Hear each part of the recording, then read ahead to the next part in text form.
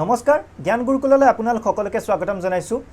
আমি পঢ়ি আছিলো market equilibrium chapter 2 micro economics HS second year NCERT micro economics যিখন কিতাপ তাৰে 5 number chapter market equilibrium okay আজি আমি চাম হে চেপ্টাৰটোৰ ভিতৰত এটা টপিক যে যেতিয়া free entry and exit allow কৰে মাৰ্কেট এখনত যেতিয়া free entry and exit allow কৰে তেতিয়া ডিমান্ড কাৰ্ভত শিফট হলে তার ইম্প্যাক্ট টু প্রাইস আর ইকুইলিব্রিয়াম কোয়ান্টিটির উপর কি পড়ব হেতু আমি চাম ক্লিয়ার শিফট ইন ডিমান্ড হলে free exit and entry option থাকিলে তেতিয়া কি হয় হেখিনি আমি চাম সো মই অকনমান জায়গা ক্লিয়ার কৰি লৈছো ডায়াগ্ৰামটো আকো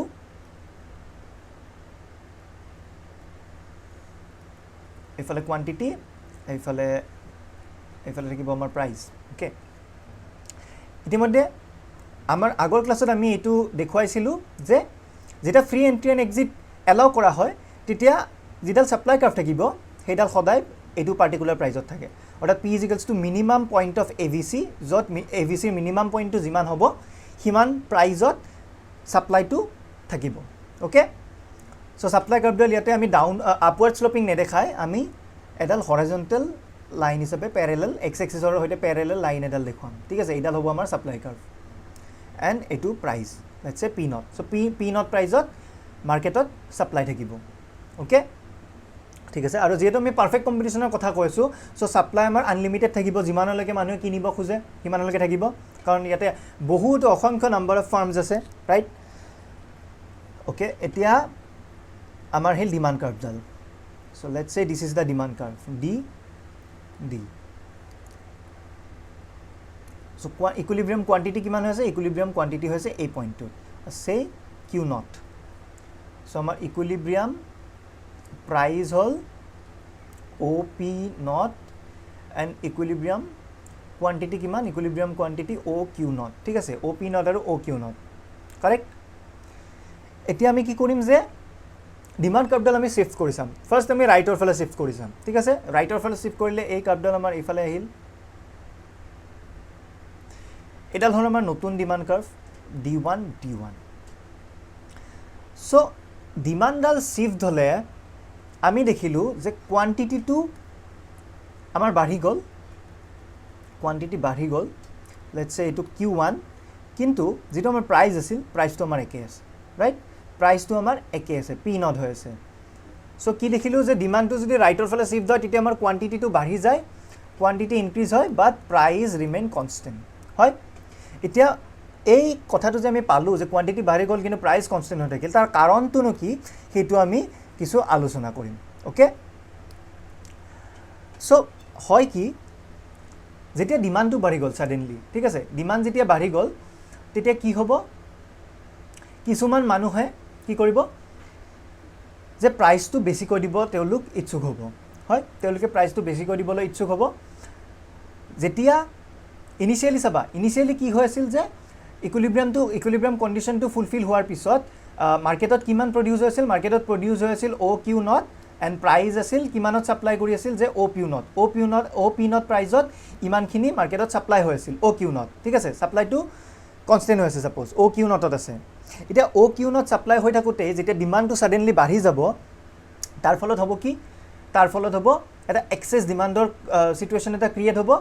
ওকে এক্সেস ডিমান্ডৰ সিচুৱেচন এটা ক্ৰিয়েট হ'ব যাৰ ফলত কিছুমান মানুহে প্ৰাইসটো বেছি কৰি দিব খুজিব তাৰ ফলত প্ৰাইসটো বাঢ়ি যাব P naught পৰা প্ৰাইসটো ওপৰ ফালে যাব ৰাইট ওকে যেতিয়া প্ৰাইসটো ওপৰলৈ গল তাৰ ফলত কি হ'ল তাৰ ফলত ইনিশিয়ালি যদি আমাৰ নৰমাল প্ৰফিট আছিল ইয়েস ইনিশিয়ালি আমাৰ নৰমাল প্ৰফিটে থাকে আমি আগৰ ক্লাছত পাইছিলো যে P = minimum AVC so normal profit এতিয়া যেতিয়া সেই মিনিমাম AVC ত এতিয়া প্ৰাইসটো ওপৰত গুচি গল তাৰ মানে কি তাৰ মানে আমি পালো সুপাৰ নৰমাল প্ৰফিট কাৰেক্ট আমি সুপাৰ নৰমাল প্ৰফিট পালো কাৰণ প্ৰাইসটো মিনিমাম এভিসিট কয় এটা উপৰত গুছি গল কাৰেক্ট এটা সুপাৰ নৰমাল প্ৰফিট যেতিয়া পালো তেৰা কি হ'ব নিউ ফাৰ্ম বিলাকে দেখিব এই মাৰ্কেটখনত দেখুন কিছুমান ফাৰ্মে সুপাৰ নৰমাল প্ৰফিট এনজয় কৰি আছে সো আমি কি কৰো আমিও মার্কেটখনত সোমাই যাও so there will be free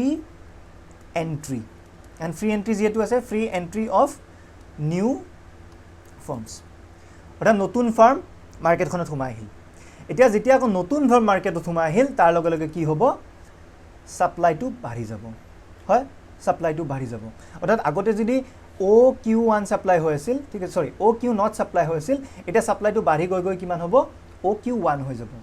okay ইমানখিনি যে ডিমান্ডটো যে ফুলফিল কৰিব পৰা নাছিল আগতে এতিয়া হেতু বাঢ়ি গৈ গৈ OQ1 হৈ যাব কাৰেক্ট আৰু তাৰ লগে লগে কি হ'ব যেতিয়া নতুন ফাৰ্ম আহি গ'ল মই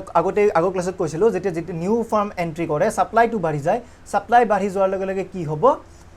প্ৰাইচটো লাহে লাহে কমি আহিব কাৰেক্ট প্ৰাইচটো কমি আহিব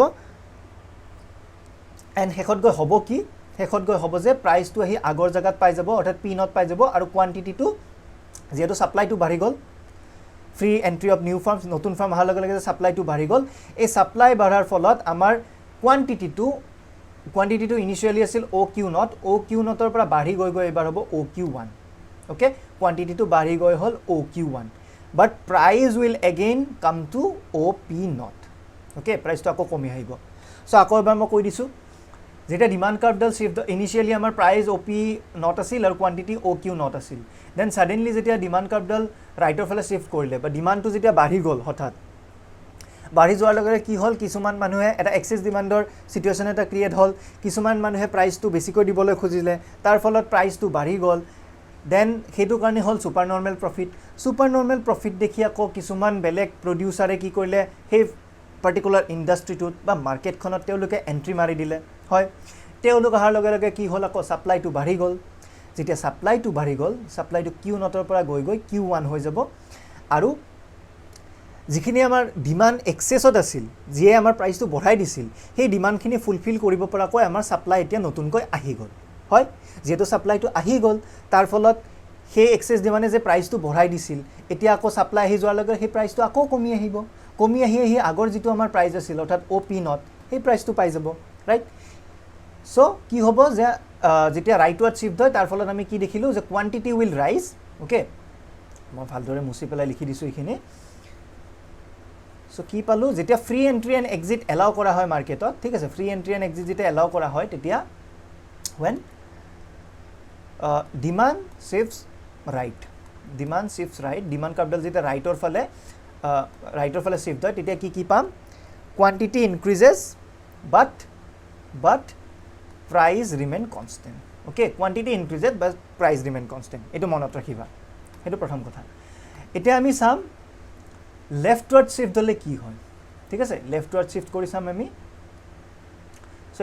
ইনিশিয়ালি এটা ইয়াৰ পৰা ইফালে গৈছিল এবাৰ আমি ইয়াৰ পৰা ইফালে আনিম ঠিক আছে সো ধৰি ললো এডাল এবাৰ বেলেগ এডাল ডিমান্ড কাৰ্ভ D2 হল এবাৰ আমি কি পালো নতুন ডিমান্ড কাৰ্ভডালৰ মতে ইকুইলিব্ৰিয়াম হল সে Q2 ওকে সো কোৱান্টিটি এবাৰ আগৰ তুলনাত পূৰ্বৰ তুলনাত কোৱান্টিটি কমিল হয় কোৱান্টিটি পূৰ্বৰ তুলনাত কমিল আনহাতে প্ৰাইসটো একে আছে সো এটো কিয় হল হেতু আমি আলোচনা কৰো প্ৰথম কথা যেতিয়া ডিমান্ডটো সাডেনলি কমিল ডিমান্ডটো যেতিয়া কমি গল সাপ্লাই কিন্তু পূৰ্বৰ ডিমান্ড মতে সাপ্লাই হৈ আছিল ঠিক আছে পূৰ্বৰ ডিমান্ড আছিল OQ0 ঠিক আছে তাৰ মানে কি আছিল সাপ্লাই আমাৰ কিমান হৈ আছিল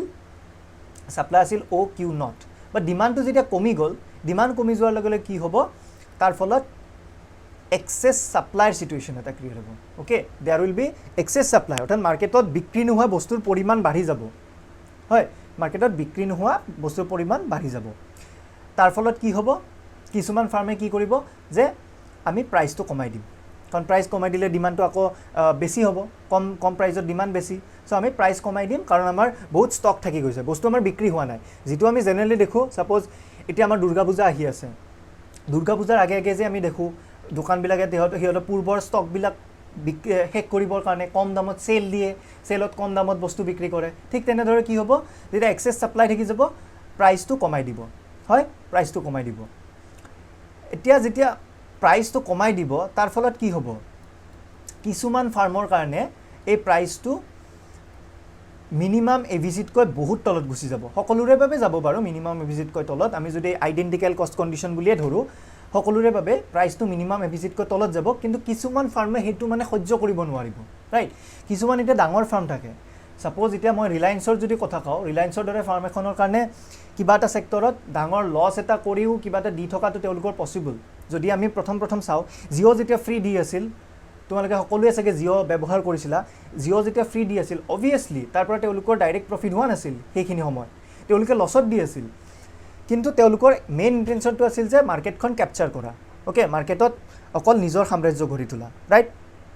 সো কি হ'ব কিছুমান ফাৰ্মে প্ৰাইচটো কমাই পেলাই মাৰ্কেটত টিকি থাকিব পাৰিব কাৰণ ডাঙৰ ফাৰ্ম সাপোজ ডাঙৰ ফাৰ্ম তেওঁলোকে লছ হ'লেও তেওঁলোক চলিব পাৰে বাট তাৰ ফলত কিছুমান এনেকুৱা ফাৰ্ম থাকিব যিবিলাকে সেইটো সহ্য কৰিব নোৱাৰিব কিছুমান ফাৰ্মে এই পাৰ্টিকুলাৰ সিচুৱেশ্যনটো অৰ্থাৎ মিনিমাম এভিসি তলত প্ৰাইচ গ'লে তেওঁলোকে এইটো সহ্য কৰিব নোৱাৰিব আৰু নোৱাৰি তেওঁলোকে কি কৰিব they will exit the market okay তেওঁলোকে মাৰ্কেটখন এৰি যাব সাপোজ যদি আমি কি বুলি কওঁ আমাৰ মোবাইল ইণ্ডাষ্ট্ৰি তোৰ কথাই চাওঁ আই মিন নেটৱৰ্ক ছাৰ্ভিচৰ আমি দেখিম যে যেতিয়া জিঅ' যিটো আমাৰ এই এক্সাম্পলটোৱে ল'লোঁ সাপোজ জিঅ' যেতিয়া আহি গ'ল একেবাৰে ফ্ৰী দিয়া হ'ল তাৰ লগে লগে আমি কি দেখিলোঁ যে এয়াৰচেল গুচি গ'ল বা ভোডাফোন আইডিয়া এতিয়া মাৰ্জ হৈ যাব বা তেনেকুৱা বেলেগ বেলেগ হৈ গ'ল ন এয়াৰচেলে সাপোজ তেওঁলোকে বাদেই দি দিলে ইণ্ডিয়াৰ মাৰ্কেটখন এক্সিট কৰি দিলে ৰাইট সো তেনেকুৱা এটা সিচুৱেশ্যন হৈ যায় কিছুমান ফাৰ্ম মানে এক্সিট কৰি দিব যিবিলাকে এই তেওঁলোকৰ লছটো সহ্য কৰিব নোৱাৰিব হয় ওকে যেতিয়া কিছুমান ফাৰ্ম এক্সিট কৰি দিব ওকে কিছুমান ফাৰ্ম যেতিয়া এক্সিট কৰি দিব তেতিয়া অট'মেটিকেলি কথাটো কি হ'ব যে ছাপ্লাইটো আকৌ কমি যাব হয় ছাপ্লাইটো আকৌ কমি যাব এণ্ড কমি আহি কি হ'ব যিমানখিনি ডিমাণ্ড আছে অৰ্থাৎ ডিমাণ্ড যিখিনি কৰা হৈছে মানে অ' কিউটো এটা টাইমত আহি এক্সেক্টলি মাৰ্কেটত অ' কিউটো ছাপ্লাই কৰা হ'ব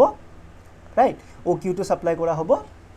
এণ্ড তেতিয়া ইনিচিয়েলি যিটো প্ৰাইচ কমাব লগা হৈছিল অৰ্থাৎ এক্সেছ ছাপ্লাইৰ বাবে যিটো প্ৰাইচ কমাব লগা হৈছিল সেইটো এতিয়া দৰকাৰ নাই ৰাইট সেইটো এতিয়া দৰকাৰ নাই কিয় দৰকাৰ নাই কাৰণ এক্সেছ ছাপ্লাই নাই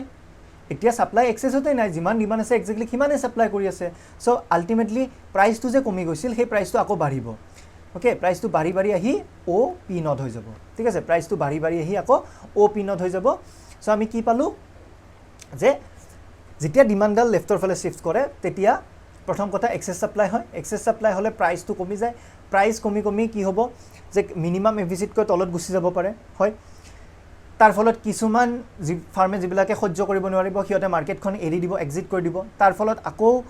ছাপ্লাই কমি যাব ছাপ্লাই কমি যোৱাৰ লগে লগে গৈ শেষত ছাপ্লাইটো এক্সেক্টলি যিমান ডিমাণ্ড কৰি আছে এক্সেক্টলি সিমানখিনিয়ে ছাপ্লাই হ'ব আৰু তাৰ লগে লগে আমাৰ যিটো ইনিচিয়েল প্ৰাইচ সেই প্ৰাইচটো আকৌ ৰিষ্ট'ৰ হৈ যাব অৰ্থাৎ অ' পি প্ৰাইচ আকৌ আহি যাব মাৰ্কেটত হয় চ' কি দেখিলোঁ